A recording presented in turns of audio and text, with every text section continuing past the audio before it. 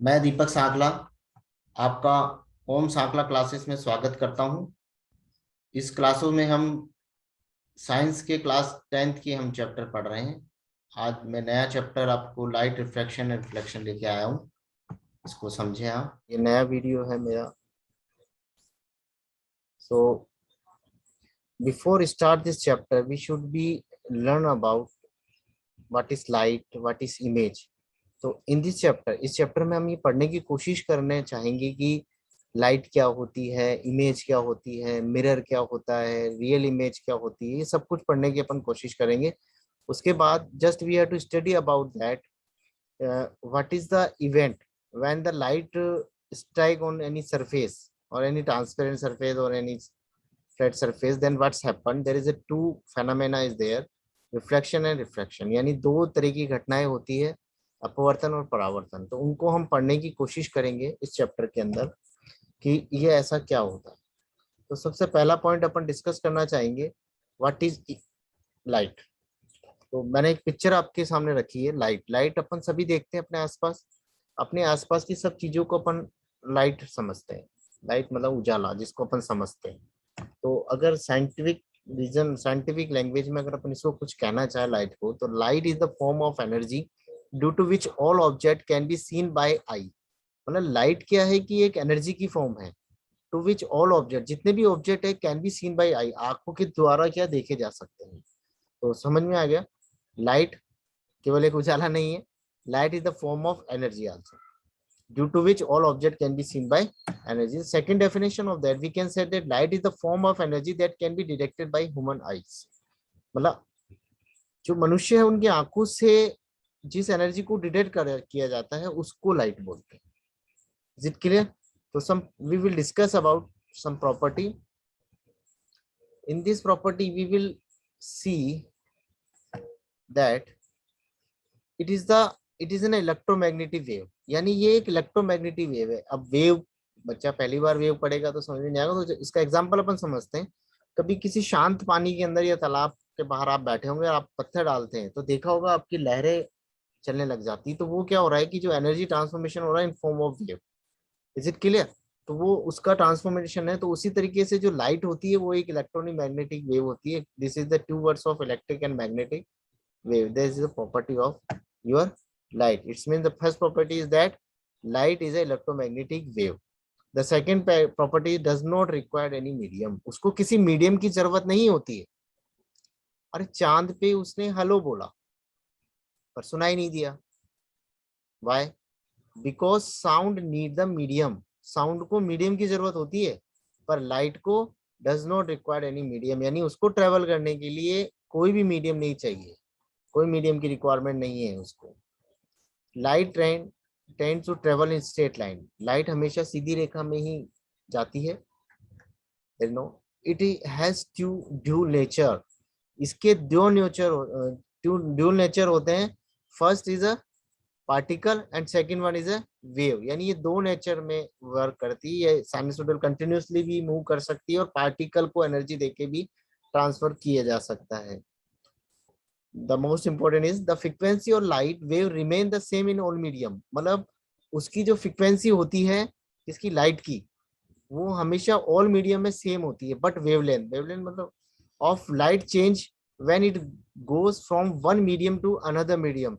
मतलब वो क्या करती है, लाइट जब एक मीडियम से दूसरे मीडियम में जाएगी ना, तो उसकी वेवलेंथ चेंज हो जाएगी पर उसकी फ्रीक्वेंसी चेंज नहीं होगी।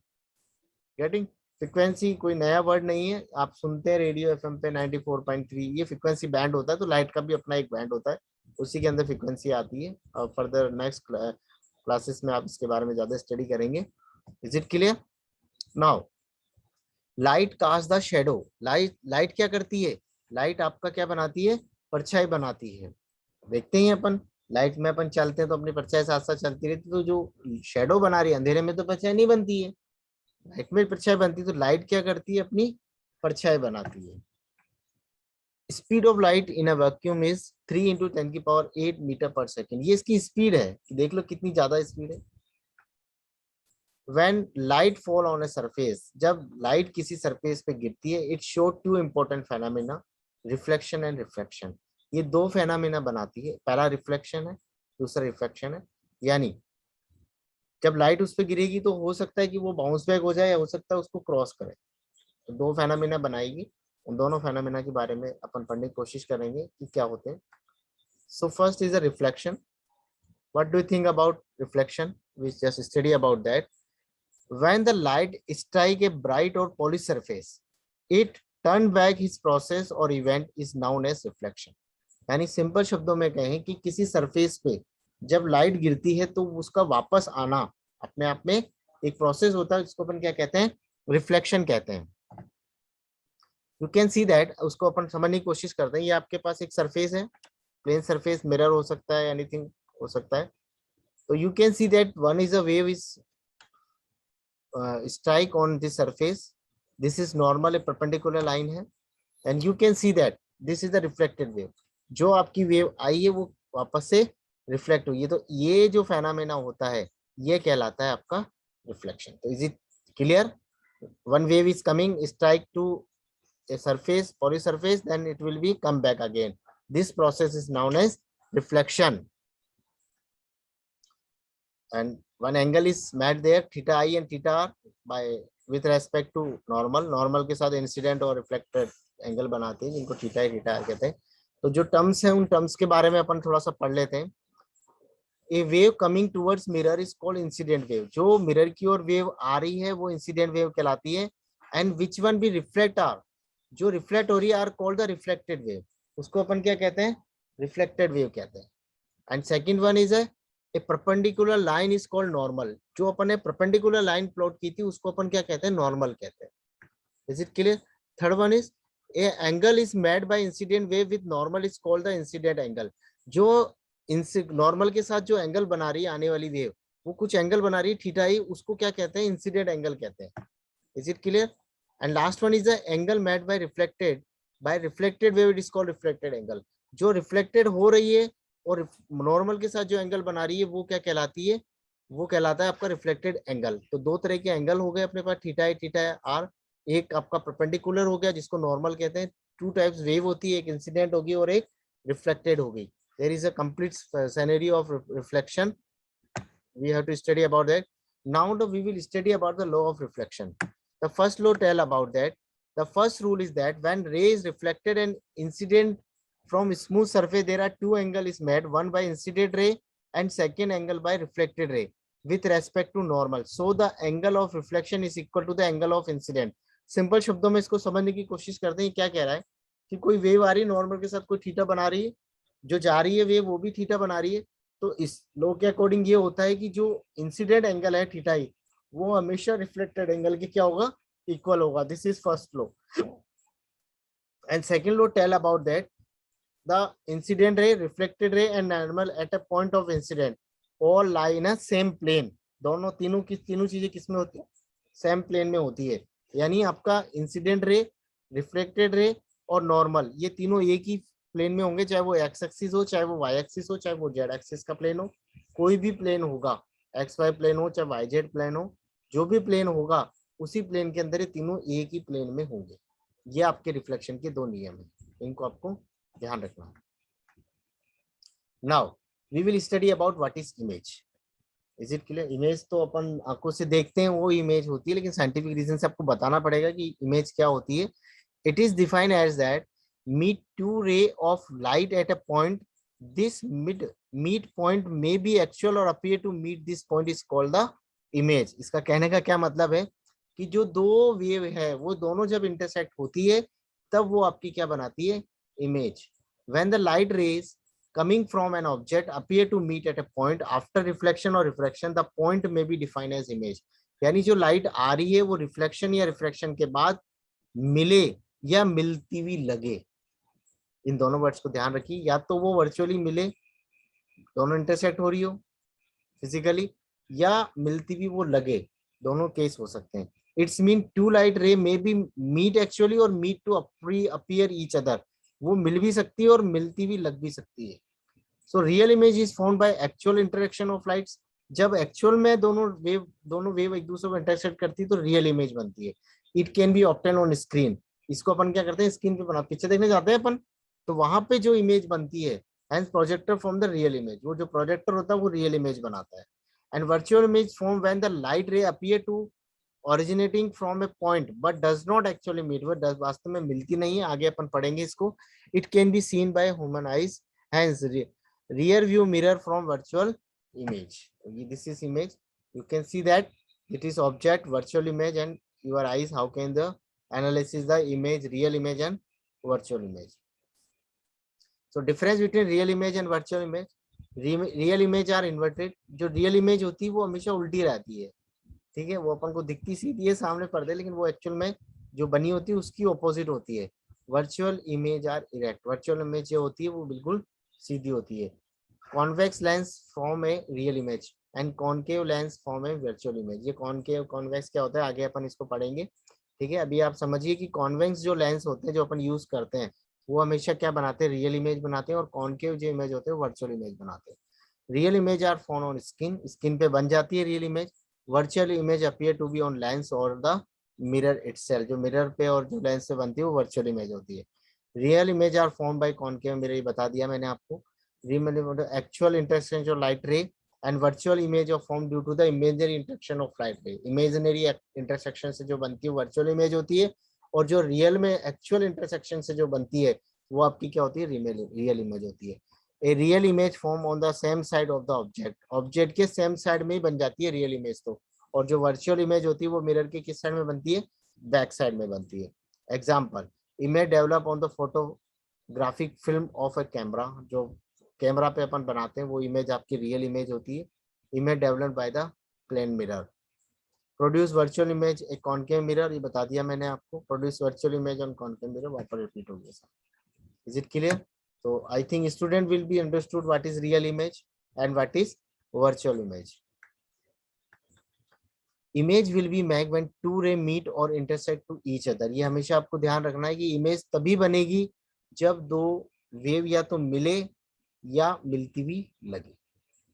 ठीक है, तो अब अपन समझते हैं कि प्लेन इमेज, प्लेन मिरर अपने पास है, उस पे इमेज किस तरीके से बनती है. If ray strike on a mirror and path is parallel to the principal axis, then refract wave will be written same path.